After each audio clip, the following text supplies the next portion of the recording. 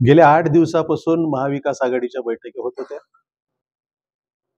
आमची मागणी 10 जागांची होती, परंतु पहिली, दुसरी आणि तिसरी मीटिंगला 6 जागेच्या वर ते द्यायला तयार नव्हते.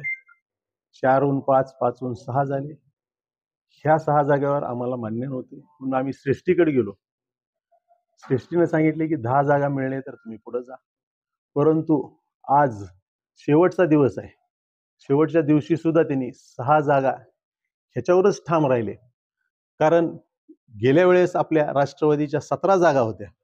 आम्ही ते विचार असताना सुद्धा 17 जागा असताना सुद्धा आम्ही क्लेम फक्त 10 जागावर केला. त्याच्यामुळं आम्ही हे आज निर्णय घेतलेला आहे की आम्ही एकटे पुढे जाणार आणि समविचार पक्षाचे सुद्धा लोक यायला तयार आहेत. सामाजिक संघटना आहेत.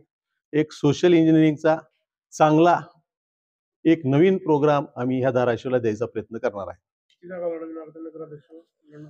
नगराध्यक्षाची सीट आम्ही लढणार आहेत आणि सीट आता आजपासून उद्यापर्यंत बरेच येतील, तर ते आकडा मी तुम्हाला उद्या सांगेन.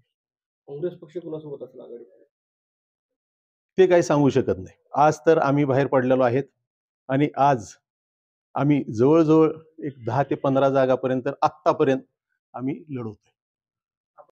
तर नगराध्यक्षपदासाठी उमेदवार देणार आहेत आणि बाकी किती उमेदवार देणार आहेत? हो, देणार आहे.